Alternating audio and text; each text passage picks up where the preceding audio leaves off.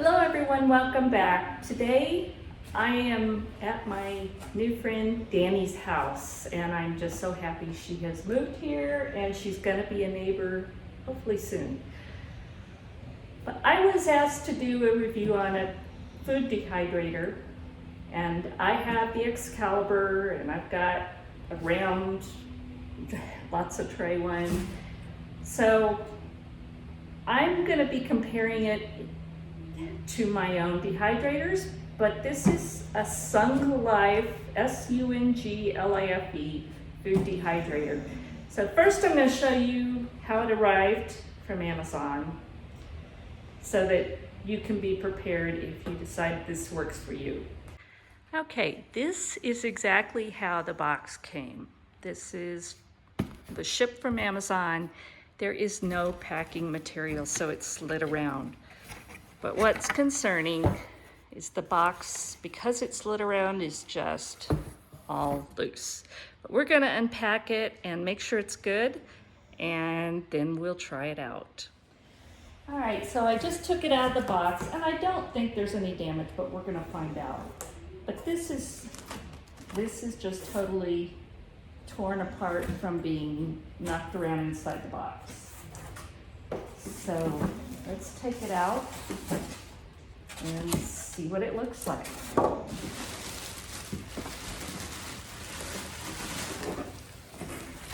And it's really lightweight, so it's not difficult. This is a 4 ounce.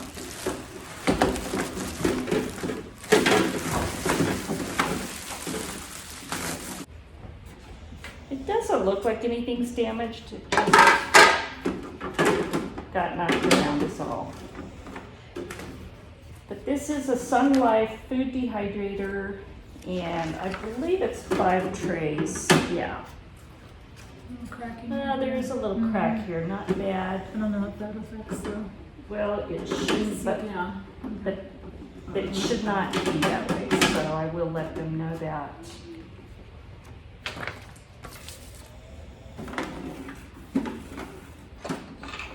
So this one is digital, and I've never used a digital dehydrator, so that's going to be different.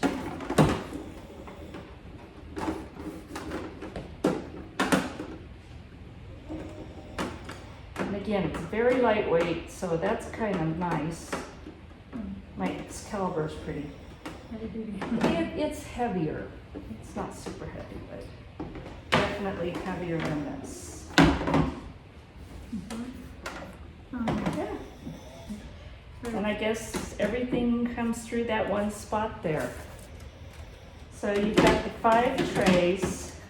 Now this didn't come with any fruit leather kind of trays, so, or fine screen. So that, you know, if you're doing anything that's going to shrink really small, that might be an issue. You would need to put something down to keep that from happening. But this is what the trays look like.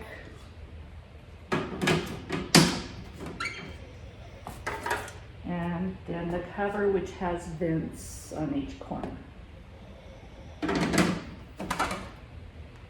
So there it is. I'm going to plug it in and we'll see what it looks like. And then we're going to wash this up and get it loaded with some food. All right, so let's see if it turns on. That's good. So there's power.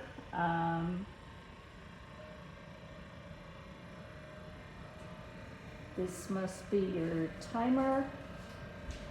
And you have a temperature gauge, so you can set it with a timer. And I don't have that on my others. Temperature gauge I do have, which is nice. And so it turns on. And you can feel it just starting to heat. You can feel some air movement. So I'm going to turn it off. We're going to clean it. Since it's brand new, I don't like using anything directly on there. And then we will put some food in here. All right, so we've got it all washed off. And we're gonna start, I have some baby spinach, and I washed this and put it through a salad spinner to get most of the water off, because you don't want real wet. In fact, it's pretty much dried off now. So now I'm just gonna put it on the tray. You don't want a thick layer. I'm throwing it in her floor. That's the one thing the dog won't. Maggie won't. Dog won't eat She it. won't eat the spinach. You know, you never Meat, know with mine. Chicken. Lately, and they'll eat just about anything. It's like, we like mom's food. Now, if you want these to be really separate when they're dry, I wouldn't put this much on there, but it's gonna be crumbly anyway when you get done. So that's how I've got it on there. And you need to leave this hole in the center open. So just kind of all the way around. So what's the most common thing you would put spinach? Like throw it in a soup or something? Or? Soup, you could put it in smoothies, you can blend it up and make the green powder to add to just about anything. So I'm going to go ahead and turn this on. And we did find that there, again, from the shipping damage or from Amazon packaging, that there is a crack there, but I'm going to contact Sun Life and let them know so that they can address this shipping problem. So now I'm going to turn the power on, and it's showing 158. There is no way I ever dry food at that temperature, maybe beef or jerky or something, but you really need it to be a much lower temperature. In fact, I usually use lower than they tell you to. And that's to keep the nutrients. Yeah, I don't like to lose the nutrients. No, okay.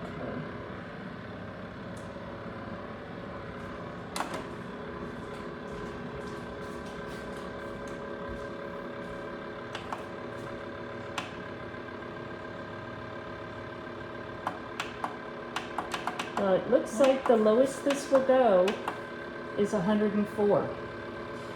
What did you want it on? I do a lot of mine at like 95 Oh, okay. because I want to keep as much nutrition as possible. I did look up dehydrating time in the Ultimate Dehydrator Cookbook, and I just bought this book mostly because I'm going to do a collaboration out of it with someone else. But it says spinach at 110, so this is still lower than it calls for. But I will tell you that I normally use lower just because it will dry. I want to save as much nutrient value as I can. So we'll do 2 trays of the spinach.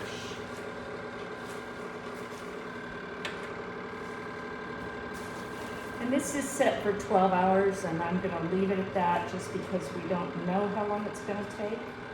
I don't think the spinach will take that long. The mushrooms might. I'm not sure.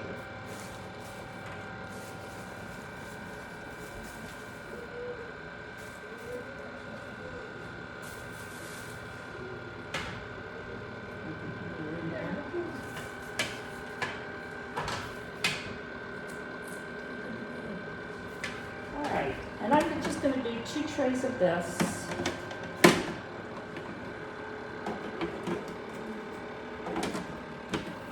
Now we're going to slice up the mushrooms, and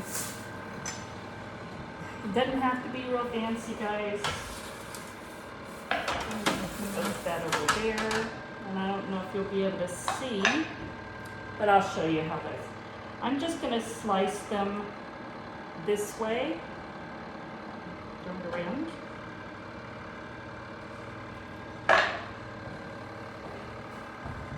And about that thick.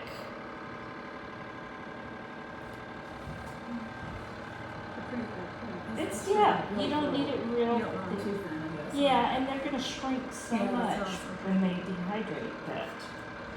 You need to just just like that. And these need to be in a single layer, so we probably have enough to fill the 3 trays. So we're gonna get these all cut up and in the dehydrator, and I'll show you what it looks like. Okay, so we have this fully loaded. We have 3 trays of mushrooms, 2 trays with spinach. I'll show you what these look like. This tray is fully loaded. You want to make sure that there's room for airflow all the way around, and you always leave the center clear. Now I did notice you have to make sure that this is sitting on there square and that it's not off to the side so it totally seals down. So make sure.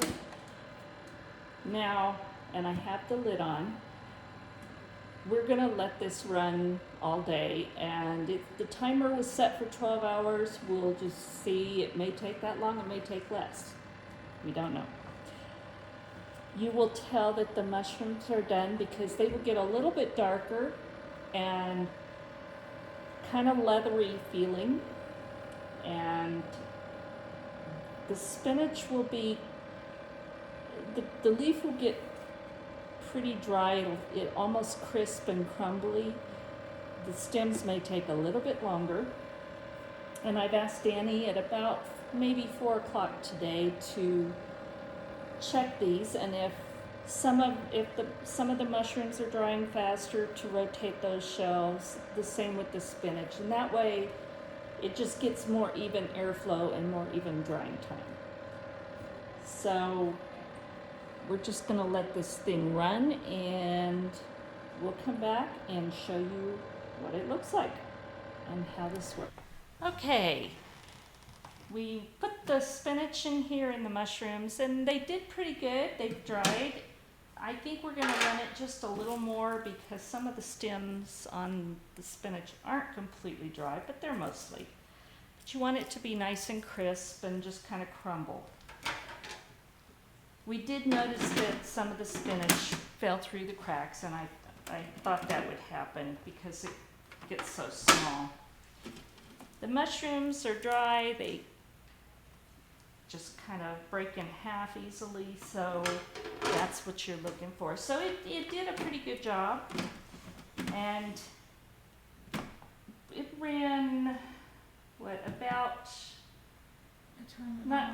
we ran it all day from about 10:30. Did you run it all night? Yes, and turn it off around 7 a.m. Yeah, so I turned it off at 7 a.m. the next morning, and again, it got it almost completely dry, just some stems that I noticed aren't completely, and it needs to be, because if you don't and you store it, it could get moldy, it could go bad, and you don't want that. It needs to be totally crisp and dry. So this worked well. This is not going to be a high-end dehydrator. It's a great beginner one. It's really lightweight, which I like. You can see it really well. My round one is white, so you can't see through it. This one you can see through. You can kind of see how it's doing. It was kind of fun watching them. Yeah, it is. It's fun watching it dry out. Over time, yeah. So it works. This is a great beginner one. I would recommend that you find a way to get some kind of mesh screening that you can put down, because anything small is going to go through the cracks. And you could actually maybe get, and I don't know if it's food safe, but maybe window screening and cut it to shape, just so you can dry some smaller stuff in there. And still get the flow. Yeah, and still get the airflow. You can also put parchment paper down, but it is going to slow down the dehydrating a little bit. So it worked well, and it's a good price for a small beginner unit. It has the electronic controls, the digital controls. I would like it to get lower, just that's my personal preference, the book actually calls for higher temperatures, so it definitely falls within that range. So that's what I think of this. It will do the job, and I'm gonna be gifting this to Danny so that she can learn how to dehydrate and It's my starter. try out different things, because she's never had a dehydrator, so she'll have fun playing with it. So that's what I recommend. Now I will have a link below to the Sun Life dehydrator, and there's also, I believe, a 15% discount coupon. So if you're interested, go below, click on the link, and get your discount. Again, this is great for small spaces. It's good for a starter one if you're not sure you want to invest a lot of money into a dehydrator. You're going to be able to do a lot of stuff with this little machine. So thanks for watching. God bless, and have a wonderful day.